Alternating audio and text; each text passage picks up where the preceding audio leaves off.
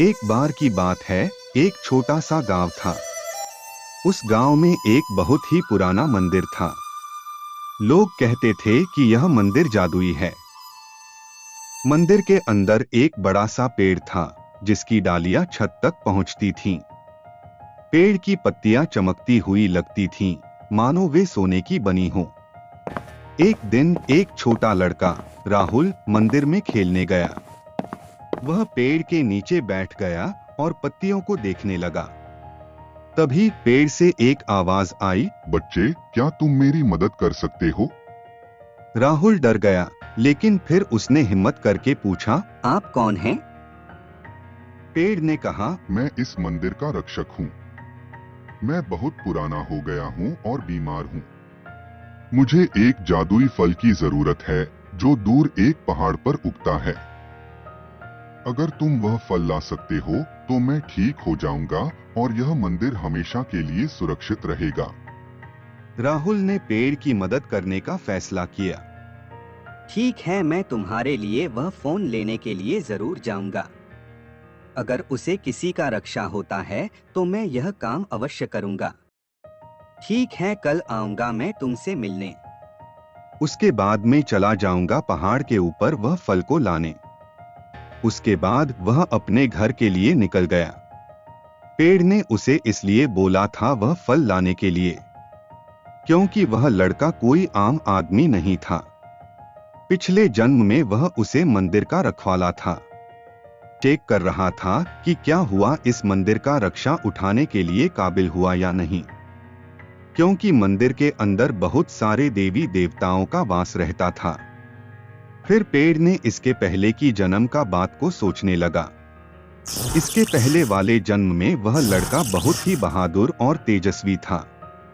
उसके रहते हुए मंदिर की तरफ कोई भी आदमी देख नहीं सकता था, क्यों ना वह कितना भी शक्तिशाली हो। जो भी मंदिर पर आक्रमण करने का सोचता, उसे यहाँ रक्षक मारकर गिरा देता था। बहुत ही बहादुर था। एक बार की बात है, मंदिर पर एक बहुत का आक्रमण हुआ था। बहुत ही ज्यादा शक्तिशाली भूत था वह। उसने मंदिर के अंदर घुसने का सोचा। फिर वह अपने पूरे शक्तियों के साथ मंदिर पर आक्रमण करने के लिए आगे बढ़ा। तब वही मंदिर का रखवाला उसने भूत को मरने के लिए चला गया। इसके पास भी बहुत सारी शक्तियां थी। इसमें भी हवा में जाकर भूत से लड़ाई करने लगा। लड़ाई कुछ देर तक चलती रही। आखिरकार मंदिर का रखवाला ने भूत को मारकर गिरा ही दिया। फिर वह मंदिर जाकर पंडित जी को बोला कि पंडित जी, या पूजा कीजिए, अब कोई दिक्कत नहीं है। जो भूत था वह मर गया। उसको मैंने मार दिया है। आखिर में इस मंदिर का रखवाला हूँ और पूरा मंदिर मेरे देखभाल में है। हाँ बेटा, तुम बहुत ही बहादुर हो। तुम्हारे रहते हुए मंदिर पर कोई आक्रमण करने का सोच भी नहीं सकता है। हाँ, यह तो है, मेरे रहते हुए कोई मंदिर के ऊपर देख भी नहीं सकता है। मैं वहीं पर उनके साथ ही रहता था। पूरे दिन उनसे बातें करता और वह मेरे ही गोद में सोया करते थे। क्यों पेड़ भाई, क्या हाल है आपका? आज कुछ खाना वाना खाए कि नहीं? अरे खा लिया हूँ, तुम अपना बताओ। पूरे दिन आज लड़ाई करते ही रहे हो। कहीं किसी लड़ाई में अगर तुम मर गए, तब इस मंदिर का देखभाल कौन करेगा? मेरे बाद तुम हो ना, तुम मंदिर का देखभाल कर लेना। अरे मैं तो बूढ़ा हो गया हूँ, मुझे तो कोई भी मारकर चल जाएगा। अरे अभी भी तुम 3-4 को देख लोगे आराम से। वह बात करते करते पेड़ के गोद में ही सो गया। कुछ भूत ने इसको मारने का प्लान बना लिया हुआ था। उसके कुछ दिन बाद ही एक भूत का आक्रमण उसे मंदिर के ऊपर हुआ। उसके बाद वह बहुत इस मंदिर पर अपनी शक्तियों का प्रयोग करने लगा। मंदिर का रखवाला ने उसे भूत को मरने के लिए गया, पर भूत भागने लगा। भागते भागते वह अपने इलाके में मंदिर के रखवाले को लेकर चला गया। वहां पर जाते हैं ही भूत जोर जोर से हंसने लगा और बोला, तुम्हारा क्या होगा अब? तुम्हें कौन बचाएगा? वह कुछ सोचता हूँ उससे पहले ही बहुत सारे भूत वहां पर आ गए। सभी मिलकर उसे पर आक्रमण करने लगे। मंदिर का रखवाला कुछ देर तक उनसे लड़ता रहा। आखिरकार भूत लोग ने उसको मार ही दिया। सभी भूत बहुत खुश हुए कि अब जब चाहे तब मंदिर पर अपना कब्जा कर सकते हैं। पर उन्हें पता नहीं था कि मंदिर के अंदर एक पेड़ भी है। जब तक वह नहीं मरेगा तब तक उसे मंदिर के ऊपर एक कवच बना हुआ रहेगा, जो उसे ईश्वर के द्वारा प्राप्त हुआ है, उसे मंदिर को बचाने के लिए। पर वह बहुत ही बूढ़ा हो गया था, तो वह कभी भी मार सकता था।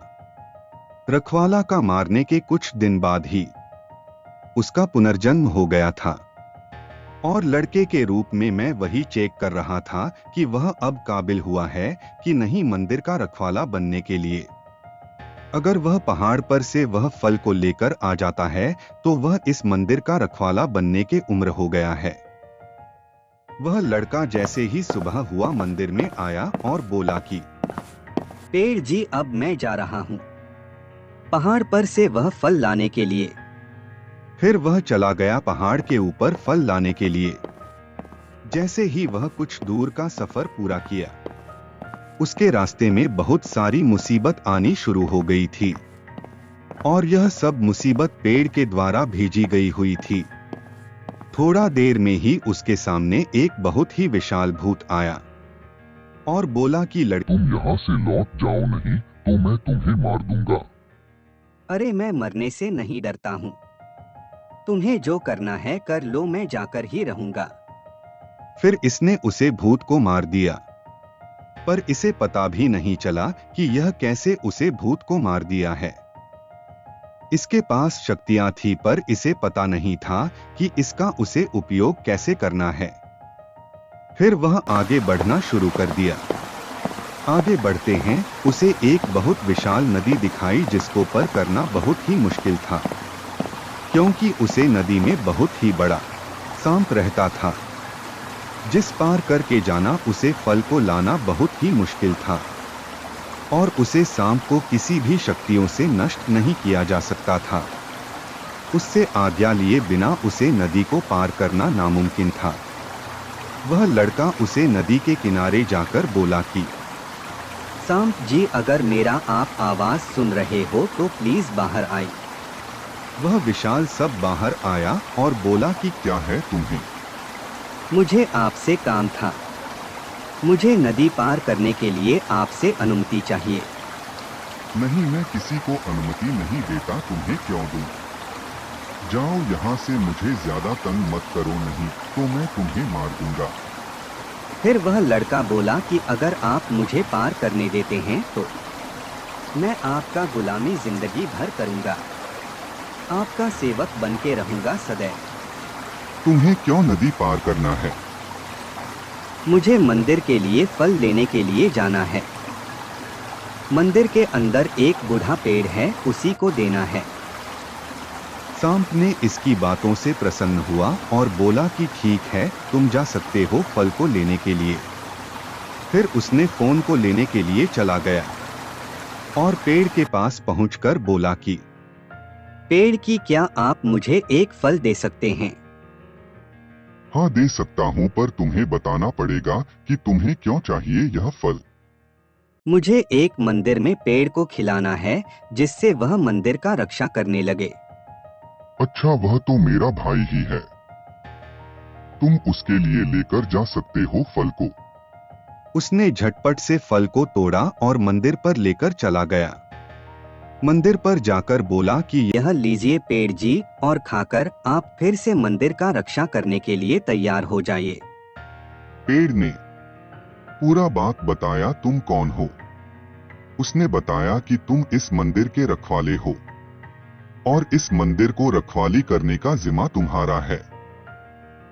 वह यह सब सुनकर बहुत ही अच्छा चकित रह गया कि मैं एक मामूली सा लड़का इतना सारा काम कैसे कर सकता हूँ। वह सच में पड़ गया कि अब मैं क्या करूं।